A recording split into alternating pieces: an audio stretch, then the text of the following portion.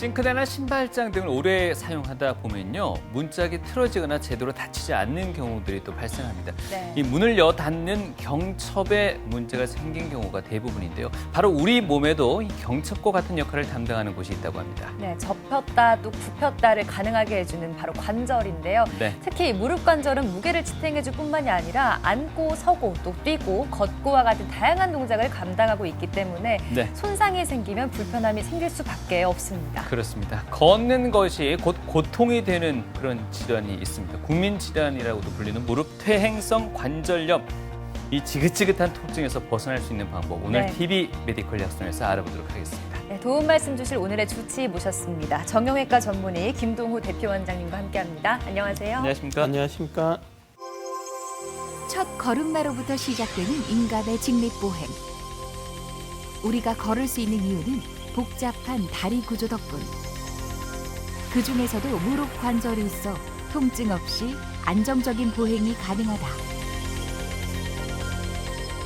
하지만 이 역시도 세월 앞에선 무기력하기만 한데.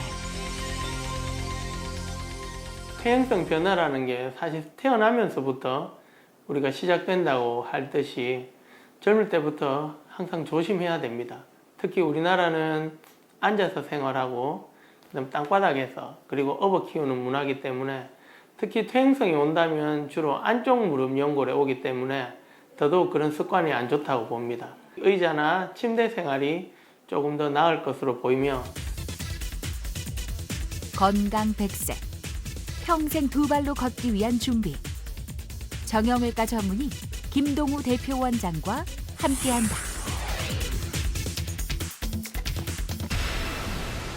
네, 관절은 쓰면 쓸수록 달린다고 하잖아요. 네. 요즘 뭐 100세 시대 평생을 써야 되다 보니까 여러 가지 건강식품들도 또 많이들 챙겨 드시는 것 같더라고요. 그렇습니다. 예. 그리고 또 효도 선물로 유명한 게요. 바로 네. 무릎 관절염 치료기 인기를 끌고 있다고 합니다. 네. 실제로 고령화 사회로 접어들면서 이런 무릎 관절염으로 고통받는 분들 많으신데요. 실제 병원을 찾는 환자분들의 연령층은 어떤지도 궁금합니다. 네. 네, 퇴행성 병변으로 찾는 분의 대부분은 보통 40대 이상이고 우리가 흔히 얘기하는 무릎 연골 주사라든가 그런 직접적인 시술을 하는 연령대는 보통 50대 중반에서부터 시작됩니다. 젊은 층에서 이제 급성 외상으로 인한 인대 손상이나 반월성 연골 파열 등이 있은 친구들은 2차적인 퇴행성 관절염이 있기 때문에 상대적으로 또 젊은 나이에서도 퇴행성 변화가 점점 진행하는 경우도 있습니다. 네. 사실 활동한다는 건 사실 걷는다는 것과 뭐 같은 말일 텐데요. 그건 우리가 무릎을 사용한다는 것과 뗄 수 없는 관계일 것 같습니다. 그 걷는다는 의미에서부터 한번 시작을 해볼까요? 네. 우리가 사실 걷는다는 게 얼마나 중요한지 모릅니다. 우리가 보통 하루에 많이 걷는 분들은 10,000보 정도 걷는다고 하면 요즘 100세 시대라고 하면 평생을 걸으면 2억 보에서 3억 보 정도 걷는다고 생각하십니다. 네. 뭐 자동차도 10년 타면은 딸듯이 사람의 무릎도 딸습니다. 하지만 그런 모든 딸는 것, 관절염 자체가 병은 아닙니다. 그리고 우리가 무릎에 가해지는 하중은 보통 계단을 내려올 때나 뭐 특히 쪼그리고 앉으면 더 하지만 보통 체중의 5배 정도 있다고 보시면 됩니다. 체중의 5배면 제가 뭐 한 60kg라고 가정을 하면 네. 300kg 정도의 하중이 무릎에 가해진다고 생각하시면 됩니다. 특히 이제 서양식 말고 동양식의 좌식 생활이나 앉아서 하는 문화권은 쪼그리고 앉아서 땅바닥 생활을 하는 게 얼마나 무릎에 하중을 많이 가고 퇴행성 변화를 일으키는지 사실은 우리가 직접적으로 인지를 못하지만 그런 게 조금씩 쌓여서 우리 몸을 자꾸 관절을 상하게 하는 요인이 되는 겁니다. 네. 그리고 등산을 할 때 특히 이제 내려올 때 하중이 무릎에 더 많이 걸립니다. 그러니까 그런 생활 습관 자체에서 자꾸 우리 무릎이 상하는 것은 어찌 보면 당연한 겁니다. 그걸로 인한 통증도 당연한데 퇴행성도 당연한 어떻게 보면 결과라고 볼 수 있습니다. 네. 우리가 무릎에서 가장 중요한 역할은 충격을 흡수를 하면서 거기에 대한 적절한 배분이라고 보시면 됩니다. 하지만 우리가 무조건적으로 무릎을 쓰지 않는 게 다 좋은 건 아닙니다. 뼈를 너무 안 쓰면 안 쓸수록 뼈가 오히려 약해집니다. 그렇게 되면 또 돌이킬 수 없는 골다공증으로도 진행하기 때문에 그렇게 너무 사용하지 않으면서 오는 불용성 위축이 오기 때문에 적절한 걸음과 운동은 필요하다고 보면 됩니다. 네. 네, 우리 몸에 있는 관절 중에서 가장 큰 관절이 바로 무릎 관절이라고 합니다. 네. 크니까 왠지 좀 튼튼할 건 같은데 속사정은 또 다르다고 하네요. 굉장히 복잡한 구조라고 하는데 이 무릎 관절은 어떤 구조로 이루어져 있나요? 자, 무릎에서 가장 중요한 건 딱 세 가지 생각하시면 됩니다. 우리 허벅지 밑에 다리뼈, 그리고 두 개 사이에 쿠션 역할하는 반월상 연골, 그리고 그 두 개의 뼈를 흔들리지 않도록 잡아주는 이제 인대라고 보시면 됩니다. 우리 그림과 같이 이제 위에 게 우리 허벅지 쪽에 있는 이제 대퇴골 쪽에 있는 연골이고, 밑에 게 경골 쪽에 있는 연골입니다. 그리고 아래 위에 그 사이에 동그리한 두 개의 반월상 연골이 있고, 그리고 무릎을 잡아주는 네 개의 중요한 전방 후방 십자인대와 내측 외측 측부인대가 있다고 보시면 됩니다. 네. 흔히 어르신들이 연골 찢어졌다, 연골 찢어졌다고 많이 하시는데, 실제로 연골 찢어지는 거는 우리 위에 관절 연골 사이에 있는 이 반월상 연골의 파열이 가장 흔히 나타난다고 보시면 됩니다. 이 반월상, 반달 연골이라는 거는 그 자체를 직접 손으로 만져보면 되게 딱딱하고 정말 부드럽습니다. 이 미끄러움 정도는 얼음 두 개를 놔놓고 밀었을 때의 보통 10배 정도의 미끄러움이라고 보시면 됩니다. 네. 그리고 이 반달연골은 우리가 하중에 대해서 관절의 쿠션 역할에서 이제 보호를 하는 역할인데, 안쪽이 보통 2배, 바깥쪽은 3배 정도의 체중을 분산하는 역할을 합니다. 이 쿠션처럼 폭신폭신하게 우리를 이제 보호해주고, 하지만 이거의 최대의 우리가 검사를 할 때의 단점은 엑스레이에서 보이지 않는다는 점입니다. 그렇기 때문에 이 엑스레이에서 보이지 않는, 어떻게 보면 우리 무릎 연골의 숨은 조력자인 반달 연골은 MR을 통해서 정확하게 진단이 필요하고 거기에 대한 치료가 필요합니다. 자, 무릎에서 또한 중요한 것이 인대입니다. 우리 무릎은 되게 불안정한 조직입니다. 그냥 뼈 두 개만 덜렁 붙어 있는데, 그런 무릎을 또 지켜주는 네 개의 중요한 인대가 전방 후방 십자인대와 내측 외측 측부인대가 있습니다.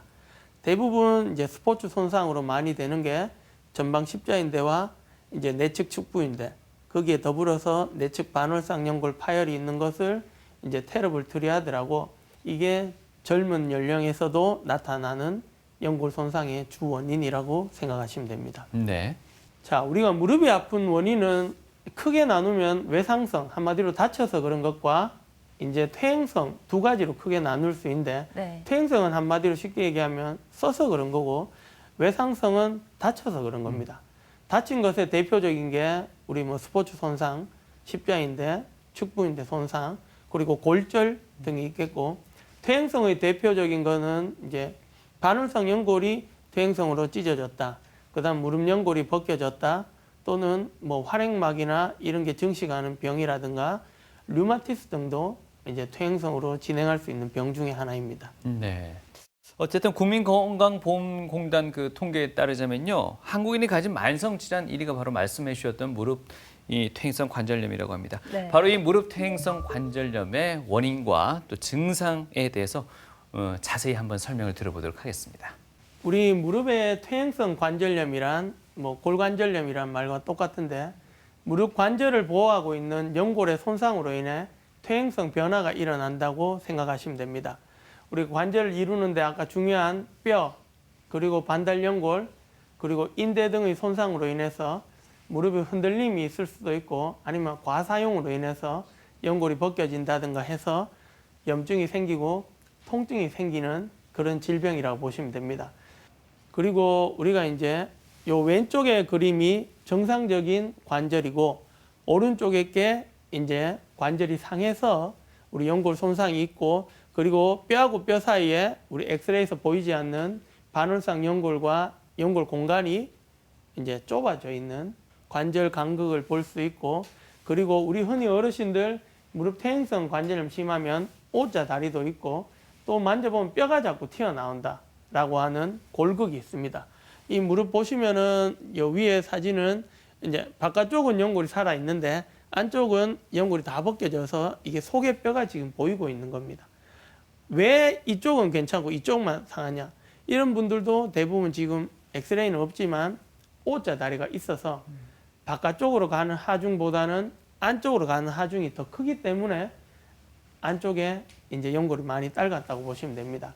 그리고 무릎 관절염의 원인은 당연히 모든 병이 그렇듯이 1차적인 그냥 퇴행성이 되어서 원발성이 되는 것과 2차성, 이제 어떤 원인에 의해서 생기는 2차성 퇴행성 관절염이 있습니다.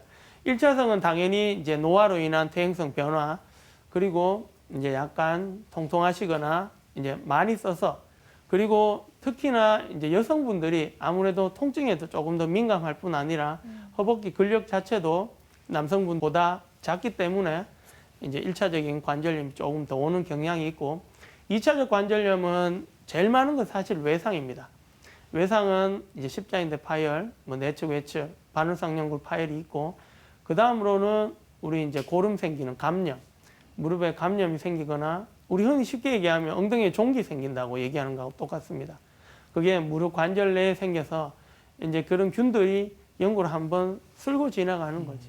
그리고 뭐 쉽게 얘기하면 O자 다리라든가 이전에 골절로 인해 뼈가 이상하게 붙었는 경우도 있고, 뭐 다른 류마티스나 통풍 같은 전신 질환으로 인해 2차적으로 관절염이 생기는 경우도 있습니다. 우리 제일 쉽게 주위에서 관절염 있으면 제일 먼저 어르신들 얘기하는 게 계단 내려올 때 아프다. 그럼 하지만 내가 앉아서 쉬거나 뭐 자고 놀 때는 괜찮다. 그리고 기능적으로 문제가 생기는 경우는 한참 뒤의 일입니다. 그래 아프고 무릎 안에 아이고 자꾸 뭔가 물이 차이는 것 같다. 그리고 더 진행이 되면 이제 무릎 관절 자체가 이제 O자 다리 되면서 심하면은 이제 일상적인 걸음에서도 아이고 자꾸 무릎에 손이 간다. 일상적인 활동에서도 아 내가 자꾸 일로 신경이 쓰이고 손이 간다라고 하는 게 어떻게 보면 1차적인 증상이라고 보시면 됩니다. 자, 우리 무릎 관절염으로 인해 병원을 가시면 가장 먼저 하는 게 이제 환자분의 무릎을 만져보고 이제 압통, 통증이 있는 부위를 알아보고 이제 그런 이학적 검사가 먼저 이루어진 다음에 그다음 이제 기본적으로 엑스레이 촬영을 통해서 이제 환자분의 관절이 어떤지를 살펴보는데, 우리가 이제 보통 이제 누워서 찍는 경우도 있고 서서 찍는 경우도 있는데, 관절염의 정확한 정도를 보려면 서서 찍어 봐야 됩니다. 왜냐하면 공간이 만약에 텅 빈 공간을 누워서 찍어도 이 공간이 넓어 보이는 경우가 있듯이 서서 찍어야지 아무것도 진짜 텅 빈 공간이면 좁아져 보이겠죠. 그래서 엑스레이 촬영을 통해서 전체적인 거시적인 관점을 먼저 본 다음에 만약에 물이 차 있거나 관절액이 있다라면 이제 물을 뽑아서 다른 혹시나 동반된 질환, 뭐 통풍이라든가 류마티스 등을 확인하고, 만약 류마티스라든가 의심이 되면 또 피 검사를 같이 하는 경우도 있습니다. 예전에는 사실 진단적인 관절 내시경 검사를 흔히 많이 했습니다. 왜냐?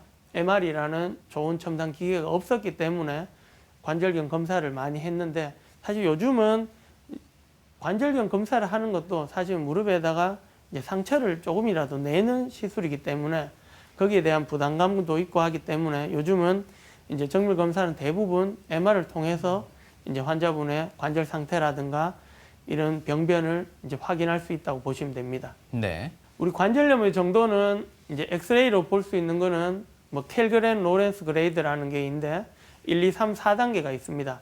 이 엑스레이 보시다시피 1단계는 거의 퇴행성이 이제 안 보일 정도시고, 2단계 되면은 약간의 이제 간극이 좁아지면서 3단계 되면 조금 더 좁아지고 이제 혓뼈가 자라고, 4단계 되면은 뼈가 거의 이제 엑스레이만 봐도 아 이분은 아프겠다, 무릎이 뭔가 흔들리는 거, 그다음 무릎 사이에 간격이 너무 많이 좁아져 있구나라는 걸 알 수 있습니다. 그리고 우리가 이제 무릎이 아프다고 다 수술하지는 않습니다. 제일 큰 거는 체중을 빼야 됩니다. 우리 생활 방식 변경이 얼마나 중요하냐면 1kg를 빼면 무릎에 가는 하중이 5kg가 빠진다고 보시면 됩니다. 그러니까 무릎을 유일하게 되돌릴 수 있는 가장 좋은 방법은 체중 조절입니다. 그리고 또 중요한 게 이제 근력 회복인데, 근력 회복에서 제일 쉽게 할 수 있는 거는 물에서 걷는 겁니다. 물에서 걸으면은 물의 저항을 통해서 허벅지 근력을 키우고, 그리고 이제 도수 치료라든가 이런 걸 통해서 무릎을 좀 더 부드럽게 하고 근력을 회복하고, 그리고 이제 소염 진통제라든가 그런 약물 복용을 통해서 관절염을 악화를 방지하고 그리고 뭐 혈환이라든가 다른 이제 정식 치료 요즘 많은 주사 치료를 통해서도 증상을 호전하는 하나의 방법이 될 수 있습니다. 그리고 수술적인 치료에는 가장 간단한 거는 아무래도 이제 재활이 빠르고 이후에 이제 생활도 빨리 할 수 있는 관절경 이제 시술이 있을 수 있고 그 다음으로는 뭐 줄기세포 시술이라든가 이제 오자다리 절골술 그리고 이제 마지막 단계로는 결국 관절 자체의 손상이 너무 심해서 어찌할 바를 모르는 주로 60세 이상의 어르신들한테 시행하는 보통 인공관절이라는 게 있습니다. 비수술적인 치료로 주사 치료 설명해 주셨는데요. 네. 이걸 뼈 주사라고 하잖아요. 근데 이걸 또 너무 자주 맞으면 무릎뼈가 녹는다라고 하더라고요. 이건 어떻게 보십니까?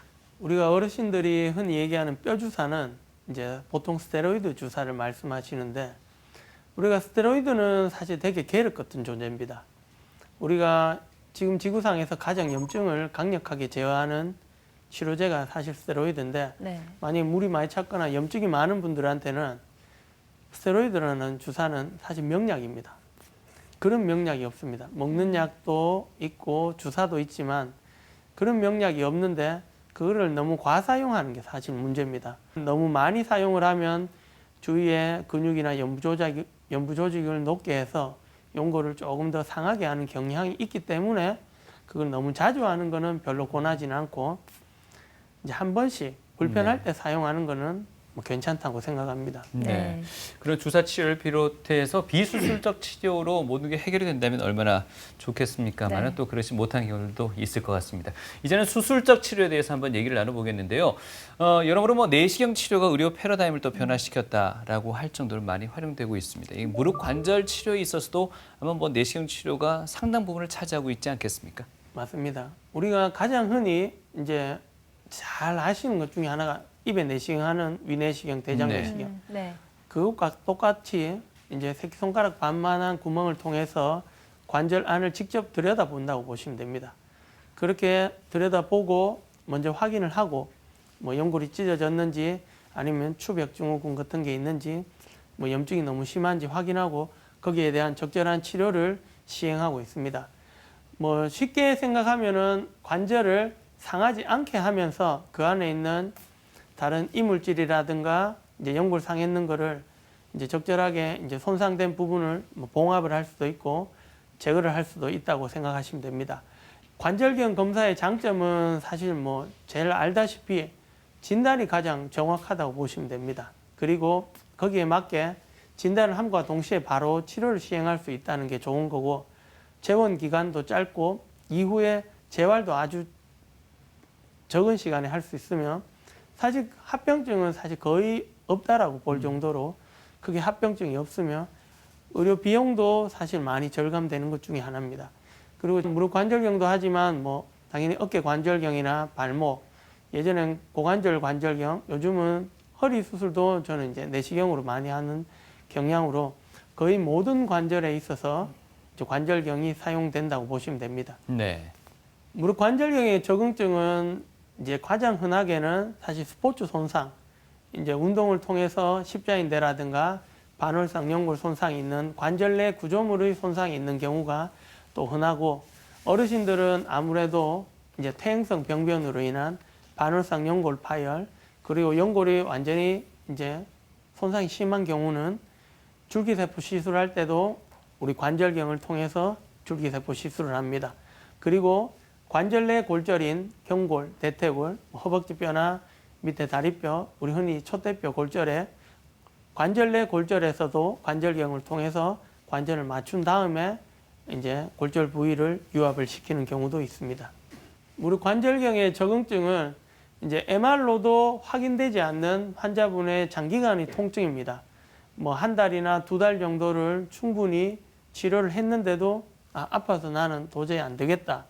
라는 분은 관절경 검사를 시행할 수 있는 적응증이 됩니다.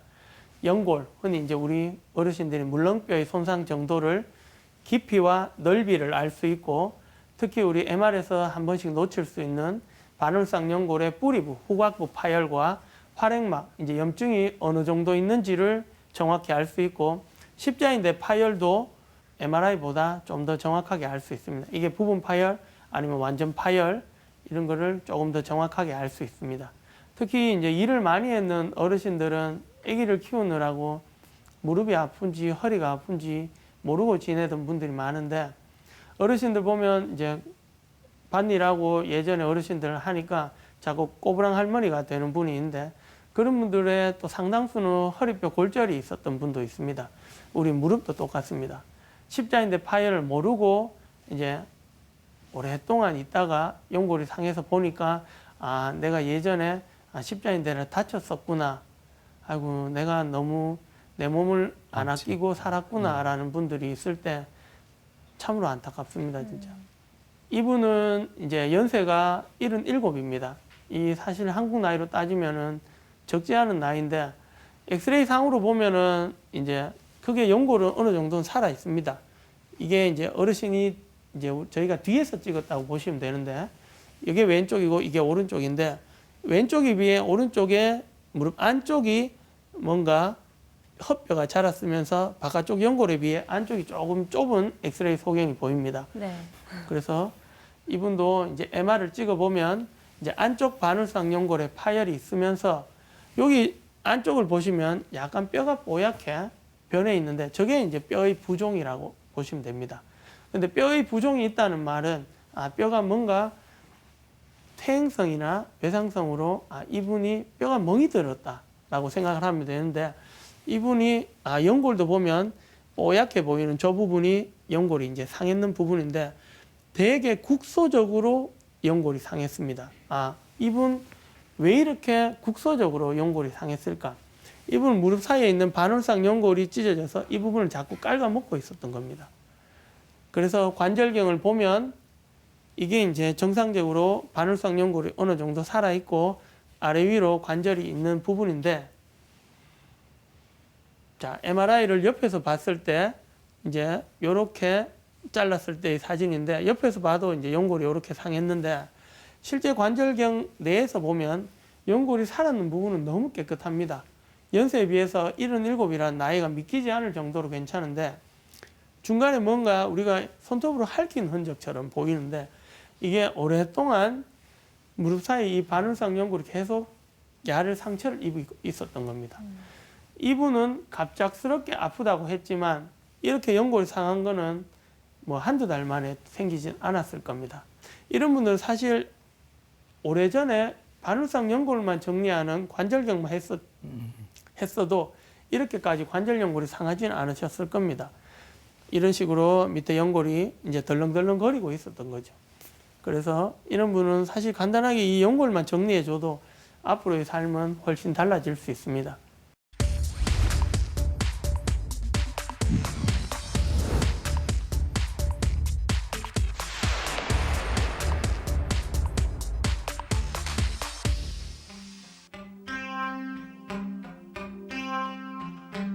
고장이라도 난 듯 아프기 시작한 관절들. 점점 심해지는 통증에 명화 씨는 일상생활이 힘들었다. 무릎은 처음에 안에서 뼈가닥 소리가 나고 뭐가 걸리는 것 같은 느낌이 들어서 그래서 병원에 오게 됐어요. 생활하는 데는 많이 불편했고 계단 못 올라가고 그리고 이제 뭐 이렇게 하려고 하면은 통증 때문에 아파서 무릎을 쭉 잡아야 돼요. 잡아야 되니까는 일상생활을 하는 게 굉장히 불편했어요. 네. 내원 당시 이미 퇴행성 변화가 많이 진행된 상태. 하지만 연령을 고려해 김동우 원장은 무릎 관절경 수술을 권했다. 무릎 관절경을 통하여 바늘상 연골의 파열 부위에 이제 절제술을 시행하였는데 초기에 왔을 때의 증상은 쩔뚝거리면서 특히 락킹, 무릎이 이제 턱턱 걸리는 느낌이 가장 심하셨고 이제 걸어 다닐 때 약간 쩔뚝거렸습니다. 그래서 관절경 하에 바늘상 연골 절제술을 시행하였고 구멍 2개만 뚫어서 쉽게 관절경으로 짧은 시간 내에 해결 가능하며 추후에도 빠른 회복이 가능하다는 장점이 있습니다. 수술 받은 후 차츰 건강을 되찾아가고 있는 명화 씨의 무릎. 수술을 한 의사도 수술을 받은 환자도 모두가 만족스러운 수준의 결과다. 일단은 통증이 없으니까는 좋아요. 예.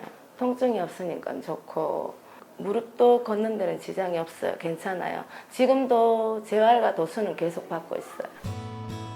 아파서 밤잠을 설치던 지난날.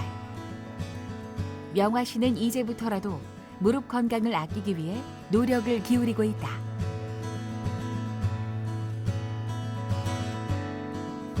내가 이렇게 아프니까는 이제 일도 많이 하고 이랬는데 지금은 관절을 좀 아껴야겠어요. 더 이상 더 이렇게 나빠지지 않고 이 수술 좋은 경과에다가 더 나빠지지 않도록 관절이 제가 지금 느끼는데 얼마나 중요한가 진짜 절실하게 느껴요. 네, 무릎과 어깨의 퇴행성 변화로 인해 관절경 수술을 받은 환자 사례 만나봤는데요. 네. 어떻습니까? 이 환자분 예후는 어떤 편이신지도 궁금하고요. 앞으로 어떻게 관리해 나가셔야 될까요? 사실 환자분들이 이제 시술을 하고 가장 좋은 거는 병원 안 오는 겁니다. 이게 그렇죠. 살만하면 이제 점점 약을 안 먹게 되고 예. 내 그냥 이제 약 있다 안 먹을란다 약 먹어야 되나 하지만 이제 무릎에 연골 영양제도 있을 수 있거든요.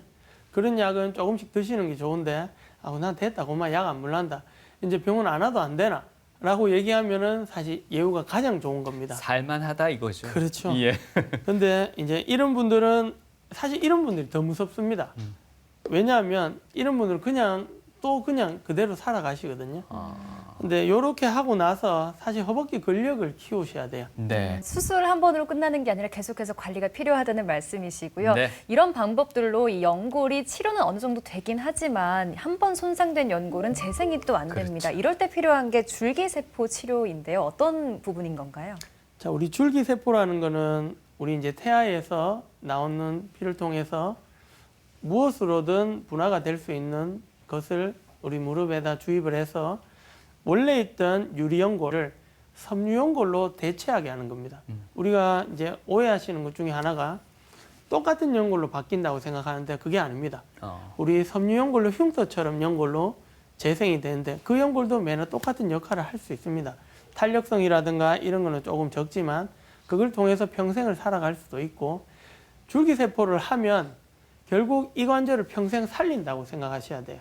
이 줄기세포라는 거는 사실 뭐 신의료기술로 여러 가지가 있고 이게 이제 제품화된 것도 있고 환자분의 골수에서 채취를 해서 이제 원심 분리기를 통해서 농축해서 이제 그 부위에다 주입하는 경우도 있지만 요즘은 대부분 상품화되어서 나오는 카티스템을 많이 이용하고 보통 2 곱하기 2cm 이상이고 한 연골 손상에서 주로 적응증이 될 수 있습니다. 이게 이제 보통 우리가 시중에서 흔히 아니면 뭐 여러 병원에서도 시행하는 카티스템이라는 물질인데 제대어를 채취해서 여러 과정을 통해서 이제 제품화되어서 나오는 중간엽 줄기세포입니다. 사실 뭐 나온 지는 몇 년 꽤 되었습니다. 그렇지만 일상적으로 우리가 흔히 사용하는 경우는 좀 드물고 사실 이게 아직까지는 가격이 상당히 좀 높은 편입니다. 그래서 이제 하기에는 아무래도 이제 부담도 있고 하기 때문에 환자를 선택하는 적응증이 아주 중요합니다. 관절염이 너무 심하면은 사실 해도 의미가 없습니다. 그런 분은 사용하다 인공관절 하는 게 오히려 낫고 보통 줄기세포를 하는 분들은 오자다리라든가 이런 게 많이 있기 때문에 휜다리, 우리 흔히 근위경골 절골술을 같이 하는 경우도 꽤 많습니다. 이분은 이제 줄기세포를 시술했는 경우인데 왼쪽 위에 사진이 이제 연골을 다 벗겨져서 여기에다가 이제 연골 정리를 한 다음에 이렇게 이제 다발성 천공술을 통해서 이제 안에서 피가 나오도록 하는 겁니다. 쉽게 얘기하면. 그래서 이런 식으로 줄기세포를 치료한 다음에 보통 1년 뒤에 우리가 이제 확인하는 관절경을 시행하면 이제 예후가 좋은 분들은 이렇게 연골이 이제 몰라보기 좋은 경우도 많습니다. 방금 1년 후라고 말씀하셨는데 그럼 연골이 재생되는 시간이 1년 정도 걸린다는 보통은 말씀이시죠? 1년 정도는 생각해야 됩니다. 그리고 시술하고 나서는 한동안은 목발하거나 해서 체중 부하를 안 하시는 게 좋습니다. 네. 네.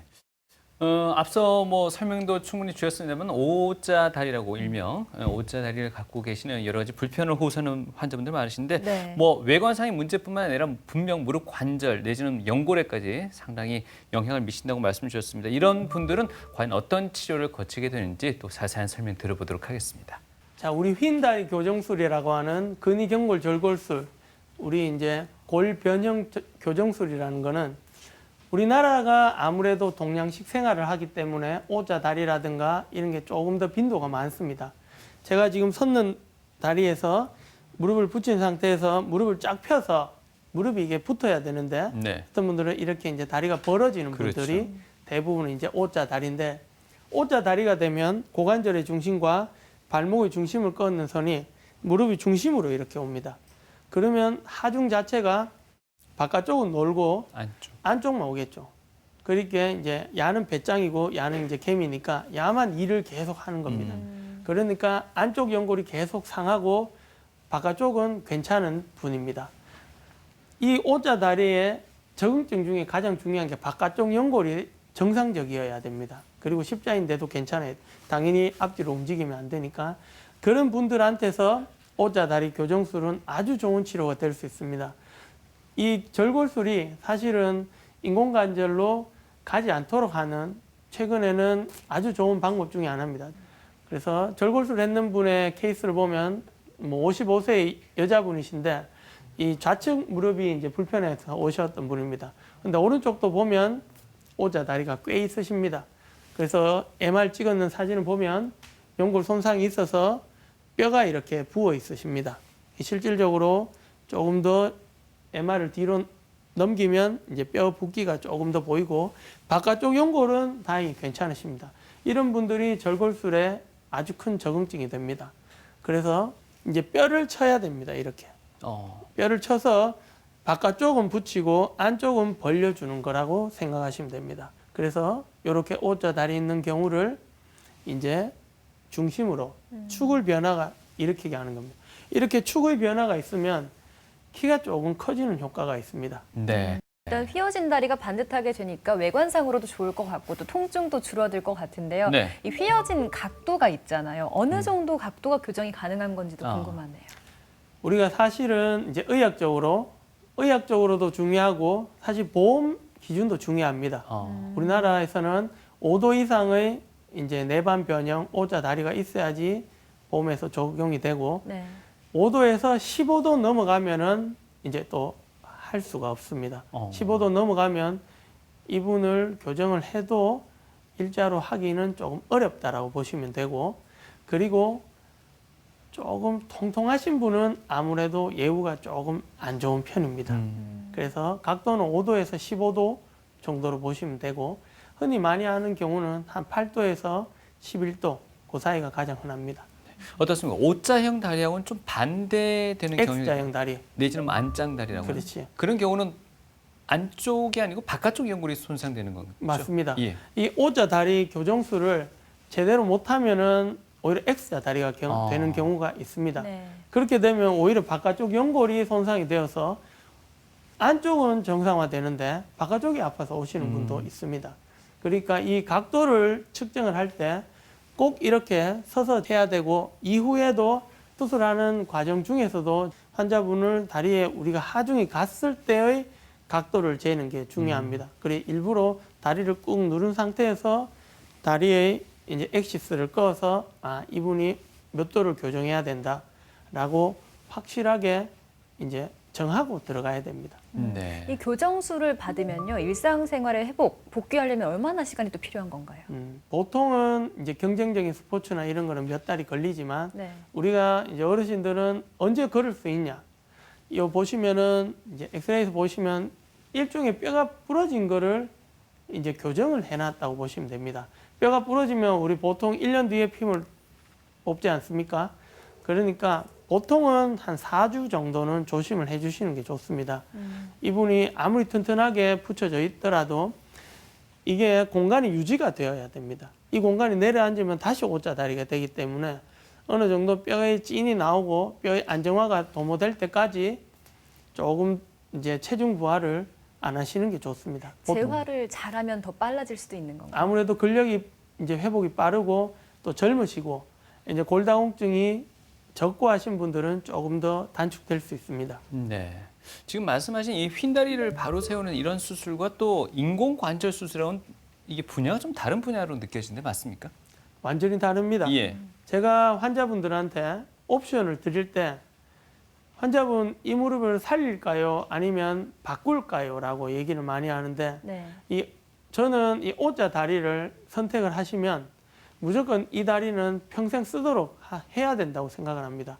인공관절은 한마디로 새로 태어난다고 보시면 되고 이 O자 다리는 내 무릎을 살린다고 보시면 됩니다. 네. 이 인공관절 관련해서도 환자 사례 중심으로 직접 준비해 오셨다고요? 자, 인공관절이라는 것은 이제 더 이상 어찌 할 바를 모르는 관절을 새롭게 인공관절 치환을 해서 대체한다고 보시면 됩니다.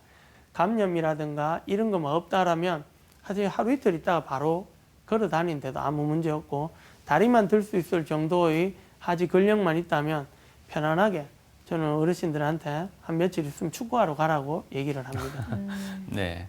인공관절이라는 거는 이렇게 허벅지뼈와 밑에 촛대뼈를 이제 간극을 정확하게 두 개를 유지한 다음에 대체물을 넣고 그 사이에 관절 연골이 해당하는 새로운 관절 대체물을 삽입하는 3개의 구조물로 되어 있습니다.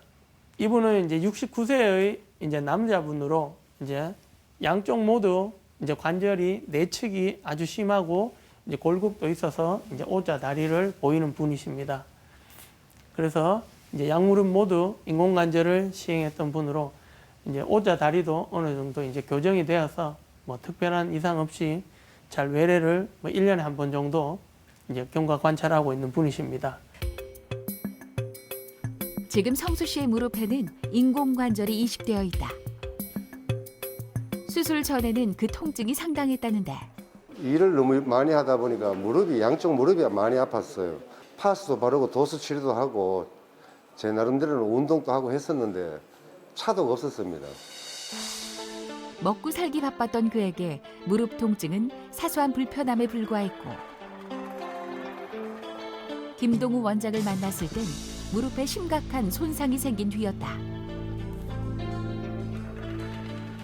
완전히 한쪽, 특히 오른쪽 다리가 보면 완전 O자 다리로 내측 이제 근위경골, 한마디로 무릎뼈가 안쪽이 완전 녹았습니다. 이전에 타 병원에서 전방 십자인대 수술을 하셨던 분으로 이제 거의 다리 길이가 맞지 않아서 쩔뚝거리면서 뭐 일상생활이 거의 뭐 불가능할 정도였습니다. 세월의 흔적이 고스란히 새겨진 듯한 김성수 씨의 무릎.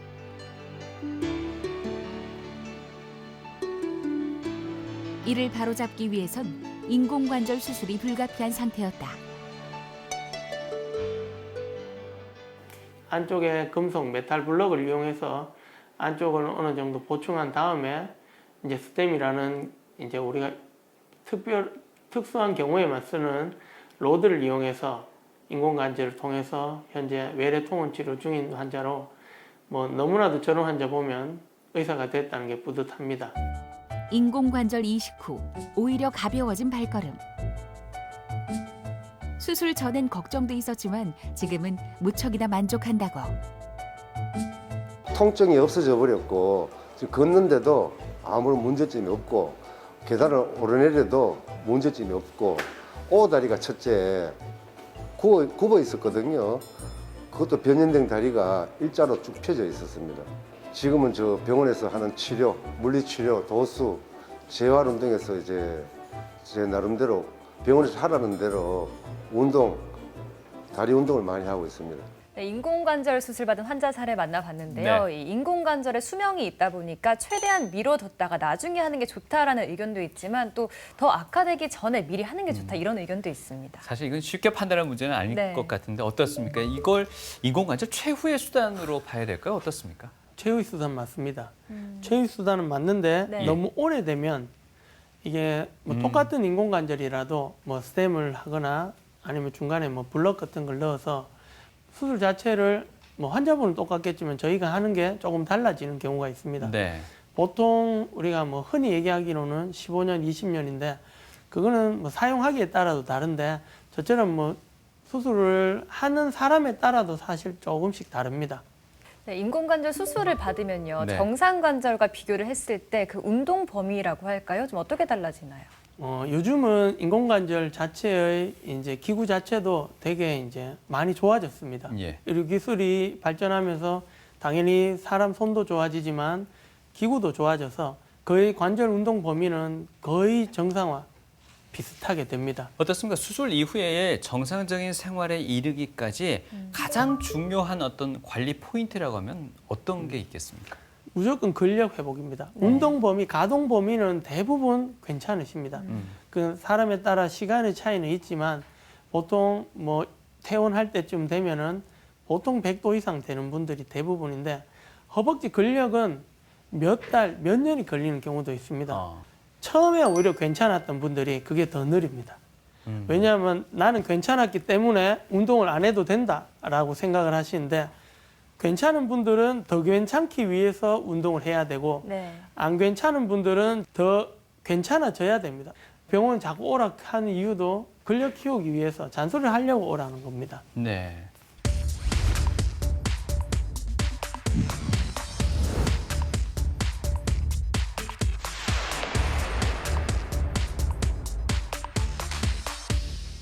그냥 뭐 이래 걸어가는 거 좀 따끔하게 아프고 가는 연골이 닳았다 하면서 참 연골 주사를 3번이나 맞았어요. 아이래 걸어다니면 아픈데 한참 서가지고 뭐 이래 서가지고 하다가 오래 서시면 그래 좀 안 좋아해가지고 이래 그럼 소파에 앉았거든요. 저는 뭐 평상시에 주로 도로 강가에 가가지고 하루 저녁에 한 8천 내지 뭐 10,000보 정도씩 걷습니다. 관절이 좋아진다 하면은 그 부근에 근육이 발달이 잘 돼야 되거든요. 그래서 그 근육 강화 운동을 많이 하는 편이죠. 뼈가 약한 골다공증 환자도 인공관절 수술이 가능한가요? 네, 무릎 관절염으로 인한 일상의 불편함 그리고 극복 방법에 대한 시민들의 이야기 들어봤는데요. 네. 역시나 마지막 분께서 질문 주셨습니다. 골다공증 있으신 분도 인공관절 수술이 가능할까요 하셨는데 어떻습니까? 대부분 가능합니다. 왜냐하면 어르신분 중에 골다공증 없는 분은 없습니다. 사실. 네. 골다공증이 있다고 해서 모든 사람이 인공관절을 할 수 없는 적응증이 되지 않는 건 아닙니다. 인공관절을 할 때 아무래도 뼈가 약하기 때문에 조금 더 조심해야 되고 이제 스템이라든가 인공관절 치환물을 넣을 때 뼈가 약하기 때문에 조금 더 조심해야 되는 건 있지만 그런 거를 사전에 그러니까 아까 전에 얘기했듯이 술전에 모든 걸 체크해서 저 같은 경우에는 들어갑니다. 자, 그 밖의 궁금증은 약손 상담실 통해서 알아보도록 하겠습니다. 첫 번째 사연 만나보겠습니다. 50대 초반의 여자입니다. 평소 높은 굽을 신는 것도 아닌데 걸을 때 자꾸 무릎이 구부려집니다. 어떨 때는 무릎에 힘이 약간 빠지기도 하고요. 아플 때도 있는데요. 벌써부터 퇴행성 관절염이 온 걸까요? 어떻습니까? 퇴행성 관절염의 증상이라고 여겨지시나요? 50대 여자분이 무릎이 자꾸 구부러진다. 네. 지금 그냥 이제 환자분을 직접 제가 만지지 않아서는 정확치는 않지만 크게 걱정되어 보이지는 않으십니다. 왜냐하면 이게 한 번씩 선천적으로 무릎이 과신전, 무릎이 너무 펴지거나 살짝 구부러지는 경우도 있습니다. 예. 그런 분들은 아무래도 하중이 이제 일정하게 되지가 않고 분배 자체가 이제 약간은 남들과는 다른데 이거 자체가 퇴행성 병변 때문에 그런 경우는 뭐 있는 경우도 있지만 조금 이분 같은 경우는 걱정되어 보이지는 않고 오히려 일부러 이런 분들은 무릎을 펴서 이제 걸어 다니는 연습을 하거나 오히려 까치발 같은 걸 통해서 근력을 운동하시는 게 조금 더 도움이 되지 않겠나 생각이 됩니다. 네. 크게 걱정은 안 하셔도 될 것 같은데요. 계속해서 다음 사연 만나보겠습니다. 우측 무릎 통증으로 MRI 검사를 했는데 퇴행성 관절염 및 연골 연화증 진단을 받았습니다. 심한 편은 아니라는데 현재 열기와 부기가 좀 있고 걸을 때 아파서 다리를 저는 경우도 있습니다. 현재 약물 치료를 받고 있는데 운동을 병행하는 것이 좋을까요? 하셨습니다. 운동을 병행을 하시더라도 좀 잘 따져보고 하셔야 될 것 같은데 어떻습니까? 맞습니다. 운동을 뭐 종류가 많기 때문에 뭘 해라, 뭘 하지 말아라라고 얘기를 할 수는 없지만 보통은 요즘은 여러 가지 이제 검색을 할 수 있는 네. 여러 가지 사이트가 있기 때문에 네. 환자분들이 여기에서는 이하고 여기에서는 역하는데 이걸 해야 되나 저걸 해야 되나 아주 혼돈이 큽니다. 네. 사실은 이제 이런 분들 같은 경우는 연골연화증이 있고 지금 열기도 있고 붓기가 있다는 말은 어느 정도는 염증이 있는 상태라고 생각이 됩니다. 이런 경우에는 무릎을 사용하지 않고 시행하는 운동이 좋습니다. 제일 쉽게 우리가 할 수 있는 거는 소도구, 고무밴드를 이용해서 누워서 고무밴드 2개를 끼워서 다리를 한쪽을 들어 올리는 겁니다. 그러면 처음에는 내 하중으로 들어 올리지만 어느 정도 되면 이 힘이 있기 때문에 그걸 저항하는 힘을 키우는 겁니다. 네. 위로 하는 거를 12개를 한 세트로 하고 옆으로 돌아 누워서 옆으로 드는 거 한 세트 12개, 거꾸로 누워서 엉덩이, 함스트링 근육 운동을 12개 한 세트씩 이런 식으로 세 사이클을 운동을 하기를 권해드리고 싶습니다. 네. 알겠습니다. 다음 사연도 바로 만나보겠습니다. 자, 올해 80이신 저희 어머니는 오랫동안 무릎 퇴행성 관절염으로 고생하셨습니다. 수술이 두렵다고 하셔서 미루다 보니 현재 무릎을 굽히기 힘들어서 잘 걷지도 못하십니다. 저희 어머니도 인공관절 수술을 받을 수 있을까요? 네. 나이가 가장 염려스러우실 것 같습니다. 80이라고 하시는데요.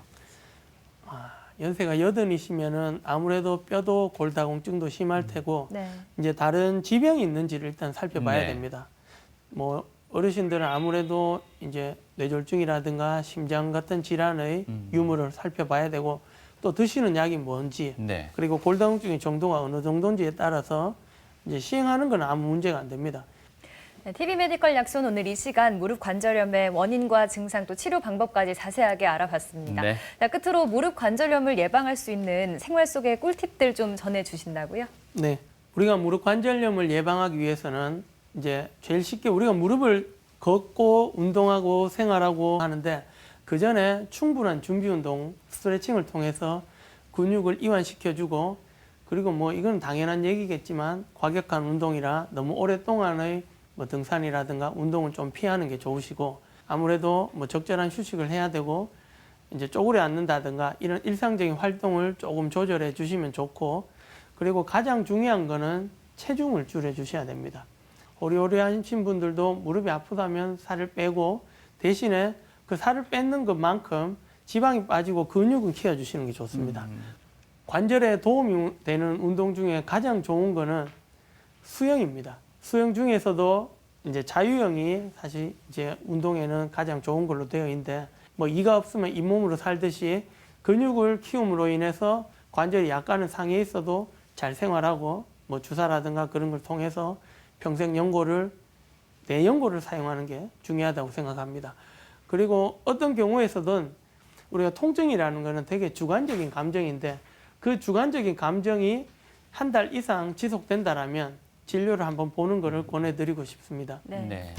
원장님께서 여러 가지 팁을 주셨는데 그 가운데 가장 기억에 남는 건 또 가장 저비용 고효율일 것 같은 게 체중 감량인 것 같습니다. 네, 그렇습니다. 1kg으로 인해서 한 서너 배 이상의 하중을 더 덜 수 있다고 했으니까요. 네. 여러분들 무릎 건강을 위해서라도 체중 조절 꼭 하셔야겠습니다. 네, 어떻게 관리하고도 치료하느냐에 따라서 이 무릎 관절의 수명이 달라질 수 있다고 합니다. 네. 100세 시대까지 당당히 걸어가셔야죠. 조금 더 세심하게 주의해 주셔야겠습니다. 네. 오늘 유익한 정보 전해주셨습니다. 정형외과 전문의 김동우 대표 원장님과 함께했습니다. 고맙습니다. 고맙습니다.